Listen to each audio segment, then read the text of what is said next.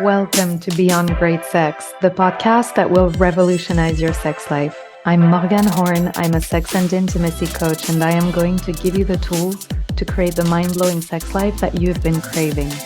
When you apply the teachings from this podcast, you will drop the shame, limiting beliefs, and everything else that has been keeping you from enjoying the intimacy that you were designed to experience.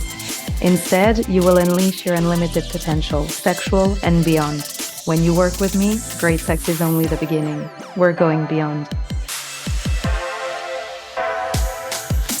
Hey, lovelies. How is it going? Last week, we discussed the science behind your nervous system and how to identify if a lack of emotional and/or physical safety is coming in the way of your enjoyment of sex. We saw how not feeling physically or emotionally safe can totally kill your libido, your desire for intimacy altogether, your pleasure, and why it makes it almost impossible for you to reach an orgasm. And in today's episode, I'm going to tell you how you can create that deep sense of physical and emotional safety so that you can open up, let go, and fully enjoy sex. And if you haven't yet listened to last week's episode, I invite you to do so because the info in there will really help you grasp all that we're going to talk about today. Generally speaking, the best way to always feel physically and emotionally safe when you engage in sex is to deeply know yourself and your boundaries. This takes self-awareness and exploration, and as a woman, I'll even add that it takes undoing some of your social conditioning. All women I talk to have had at least one bad sexual experience. And by bad, I mean an experience that triggered them in some way, an experience where there was no emotional and/or physical safety during intimacy. And I think that the vast majority of women go through this because of a lack of sexual education, because of a lack of self-awareness, and also social conditioning. And I want to tell you about the typical stuff I see women everywhere do. And I bet you'll be like, yeah, that sounds familiar. Maybe not all of it, but I'm pretty sure that some of it applies to you, as it does to me. The first thing would be having sex with someone before you feel completely ready because you feel that's what's expected of you. Either because you've been dating for a while and you don't want to be, quote unquote, taking too long, or they've been paying for outings or driving a long way to see you, or whatever other reason that makes you think you somehow owe them, or it's only fair that you do it. Another one would be being afraid to stop things midway. Maybe you started kissing, touching, maybe you felt aroused and enjoyed some of it, but at some point it started feeling like it's going too quickly, or you weren't ready for more. Yet you didn't stop because you were afraid to be seen as a tease, or you were afraid that they'd be upset for getting them all worked up and suddenly stopping things. Or perhaps you were afraid to hurt their feelings, so you kept going. Another one is having a bad first time, either because it was very painful or deeply uncomfortable. Perhaps things went too fast for you, or perhaps the logistics of things were off, like his penis wouldn't go in, or you didn't feel anything, or something was deeply off. And so you thought something was wrong with you or your body. Another one I see is pushing yourself to have sex with your partner when you don't feel like it, or doing things that you don't enjoy, either because you think it's expected of you, or because you love them and want to please them, perhaps because you're afraid that they'll cheat or that they will leave you if you don't satisfy them.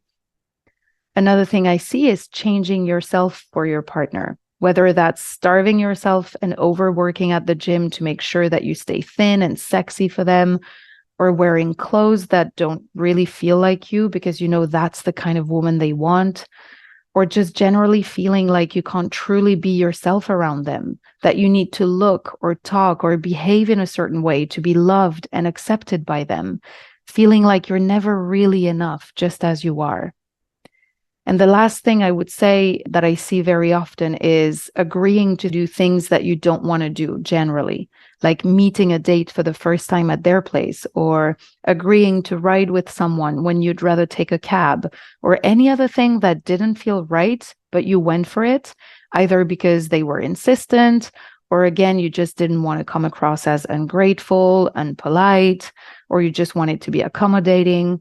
You wanted to be nice, even if that meant ignoring your gut feeling. These are all examples of situations in which women disregard either their physical or emotional safety, sometimes both, because of what I said, a lack of education around sex, their bodies, how their desire, arousal, and pleasure works, etc., because of a lack of self-awareness and understanding of their body signals, their intuition, their boundaries, and because of the weight of socialization that has taught us to please others at all costs, including our own safety and well-being. So to break these patterns, I want to first invite you to educate yourself around your body and your pleasure and to learn to decode your bodily sensations and signals. How does it feel when you feel desire? How does it feel when you're aroused? Is arousal a sign that you're ready to be intimate with someone else? Or can you be really turned on and yet not necessarily ready to have sex? Say you're kissing with someone and start to feel aroused. Are you aroused enough for some boob action? Are you comfortable being touched down there? What about penetration? Is it too soon? Do you feel intimate enough to give them head? Is giving head for you more intimate than being penetrated? What are you ready for? And what, on the contrary, feels like too much? Can you tell the difference between when you're a definite yes or when you're just a maybe? These are the type of questions you should be able to answer if you want to engage in sex in a way that feels safe for you. You really want to get to know yourself and your body so that you can understand and define your boundaries. That's step one. Then, once you know yourself well and what feels okay and what doesn't, you want to learn to honor your boundaries. And that partly requires undoing some of your conditioning, like I said earlier. Women are socialized to please others and make sure everyone around them is okay and satisfied before they even start to think about their own well-being, if they do at all. And as a result, we end up doing all the things I just mentioned. We have a hard time saying no or stopping things that don't feel right. We'd rather put ourselves at risk than hurt anyone else's feelings. And the problem is that when we do things that are not in alignment, when we attack ourselves with self-loathing and judgment to change ourselves to be accepted, when we repeatedly ignore the signs that our body is not ready, that things don't feel right, that it's too much or it's going too fast, our bodies perceive these events as attacks. I mean it. You might not have been attacked or sexually abused in the legal sense, but it can still be very violent for your body. Your body doesn't know the law. It only understands what it feels. And when it tells you to stop because it feels like too much and you keep going, your body will experience this as an aggression. And as we discussed last week, when we do all these things, over time, our brain can start associating sex and intimacy with those feelings of self-loathing, discomfort, pressure, the attacks, the lack of boundaries. And all this will feed a general sense of insecurity around sex that triggers our nervous system and emergency response. And when that happens, our brain will put together elaborate strategies to keep us safe, like killing our sex drive, because it thinks that if we don't feel desire, we won't have sex, and therefore we will stay safe. Or unconsciously disconnecting mind and body to not feel the violence of the attacks, which results in a hard time feeling all the pleasurable sensations, struggling to connect to ourselves and our partner, making it really, really hard to enjoy sex. If you want to feel unshakable, grounded, safe and secure in your sexuality so that you can feel all the juiciness that your body is designed to experience, you need to learn to honor your boundaries. You need to learn to say no, to say stop, to put yourself first, to love yourself and not take shit from anyone. to stop second guessing and doubting your gut feeling, to trust your intuition. I learned all this through coaching. Coaching was my medicine. Now, let me give you my most recent example to illustrate this. About 3 weeks ago, I started dating again, and for the first time in my life, I've joined a dating app. I might actually make an episode about my experience on the app if I think it'll be useful. In any case, it's definitely an experiment for me.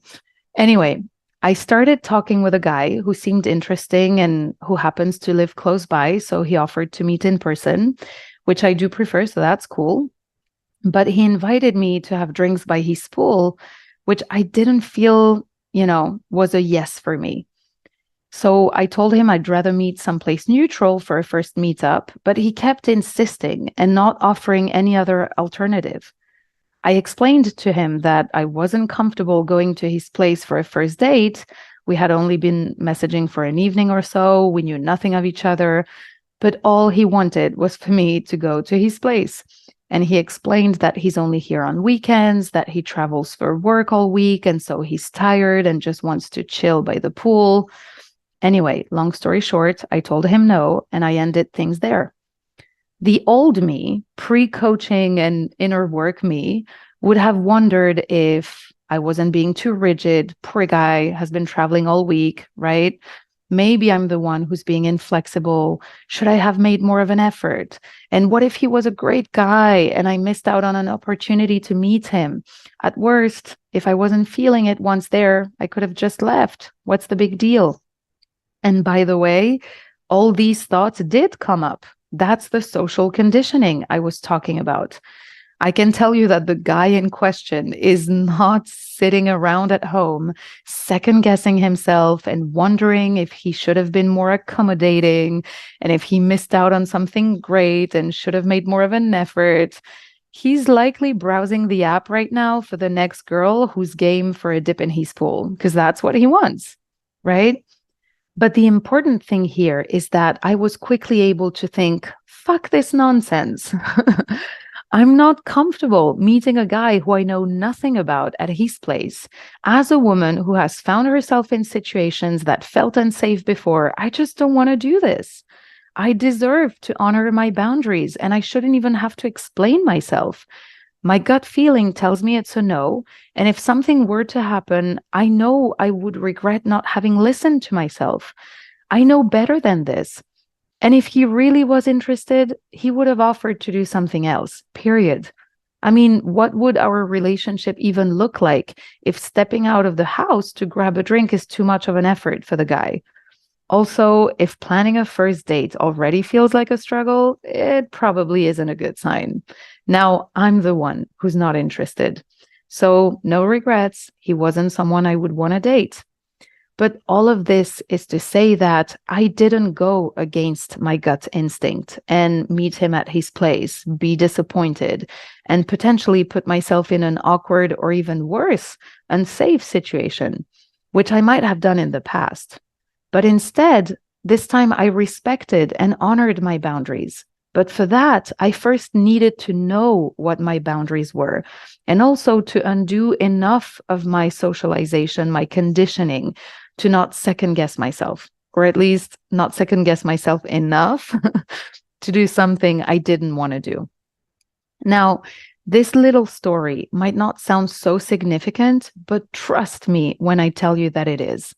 By listening to my intuition and honoring my boundaries, this was me telling myself and my body, don't worry, I've got you. We're not about to do something that's uncomfortable or potentially unsafe. You can trust me. You're safe. I love and respect you. You come first. That's how you build emotional and physical safety, by listening to yourself and honoring your boundaries over and over again. And I know that when I do choose to engage in sex with someone, my body will be able to relax and let go, and that I'm going to be fully present with my senses and enjoy it, because I build a deep sense of inner trust and safety every day. It's deceptively simple, but it does require enough inner work to deeply know yourself and to be able to put yourself first, which is the opposite of what society teaches you as a woman. Now, other more practical tips I want to give you if you struggle with the notion of emotional and physical safety and you don't really know where to start, and especially if you're dating and not necessarily in a committed relationship, the first thing would be to put a plan in place before going out. If you've recently started dating someone, for instance, or you're meeting them for the first time that evening, you can decide ahead of time by what time you want to get home. If you want to go home with them, say you know you're not really ready to have sex with that person yet, you can decide ahead of time how you're going to react if they invite you for a last drink at their place, for example, or what you're going to do if things get heated and you start feeling aroused. Deciding ahead of time can be really helpful because you'll take your decisions from your prefrontal cortex, the more rational and evolved part of your brain, before things get fuzzy with second guessing, mixed emotions, and perhaps even alcohol, right? Because that can cloud your judgment. Another thing I want to recommend is talking about sex before you have sex with someone for the first time. Share about what you like, what would make it fun for you, but also how you feel about doing it together for the first time. Are you nervous? Do you have any apprehensions or insecurities? You have no idea how much openly sharing about how you feel before the act can change everything. I know it can be vulnerable to open up. That's why so many people don't do it. But when you think about it, if you can't talk about sex with that person, should you be having sex with them at all? Talking about sex before having sex is one way to lay out expectations and to avoid situations where things go too fast or get out of hand and that your body later experiences like an aggression. But also, it's a way to build emotional intimacy and closeness with the person you're about to have sex with. And that's a major game changer. Now, that's for how to build a sense of safety generally. But I do also want to mention emotional safety within your relationship, because you might be thinking that you're in a committed relationship, so all of this that I just mentioned doesn't apply to you. But you can be in a relationship and have no emotional intimacy and therefore not feel safe. So I want to invite you to reflect on your relationship for a second. How do you feel about your relationship? Do you feel appreciated? Do you feel loved? Do you feel secure in your relationship? Do you feel respected? Do you feel connected to your partner? Do you trust them? Do you feel comfortable with them? Do you feel like you can be yourself around them, no filter? Do you feel like your needs are met in this relationship? And how about communication? And communication around sex and intimacy more specifically. Do you feel like you can share the parts of you that you want to share with them without fearing their reaction or judgment? If not, this could be a sign that you lack emotional safety and intimacy in your relationship, which probably means that you have negative emotions triggering your nervous system, like distrust, fear, discomfort, feeling unappreciated, and so on. And this is going to make it very hard for you to let go and feel pleasure during sex with your partner. So essentially, if we want to build a strong sense of safety that will allow us to embrace our sexual energy and fully let go during sex and enjoy all that juiciness and pleasure, it starts within. We need to start with a lot of self-awareness and exploration. We want to explore the narratives that we have about us, about our bodies, our relationship, about sex and intimacy, and so on, and uncover those that don't serve us and come in the way of us feeling safe and secure. We also want to learn to listen to our body and understand its signals so we can honor its boundaries. We basically need a mind and body approach. To date, I find coaching to be the most wonderful and effective tool to do just that.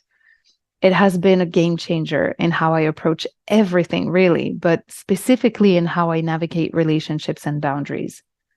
I also highly recommend EFT, that's Emotional Freedom Technique, also known as tapping, to regulate your nervous system. I use tapping all the time to help me process strong emotions like anxiety, which is a big one for me. So if you feel particularly triggered around intimacy and you don't really know what to do with these strong emotions, tapping can be a good start. And when we tap, we usually uncover the thoughts and limiting beliefs that are behind these strong emotions, and then we can coach on those. I also hear that EMDR therapy can also be very effective to process traumatic events. So if you have experienced big T trauma around sex, you might want to consider EMDR as one of your options to recreate safety in your intimacy. The last thing I want to mention today is that whatever you have learned and created in the past, like a pattern of disconnecting mind and body during sex after repeatedly ignoring your boundaries and putting your body through stress, for example, all that you have done and created and learned can be unlearned and undone. So wherever you find yourself at, we can work things through from there. It is never too late to learn about yourself, your body, your boundaries, and to recreate emotional and physical safety for yourself and your relationship. You are not broken and certainly not beyond repair, okay? That's it, lovelies. I hope that this was helpful to you. Now go out and explore yourself and come find me if you need help in the process, okay? You have a wonderful week. I'll see you soon. If you have loved this episode, please add a rating, write a review, and share it around to help spread the word to all the women out there who need to hear this. I am so grateful for you listening. And if you are ready to take this work deeper, book your discovery session with me at www.morganhorn.com. That is MORGANEHORN.com. We will explore any issue you would like help with, and you will learn all about my coaching program so you can get started on creating the sex life of your wildest dreams. I will see you there.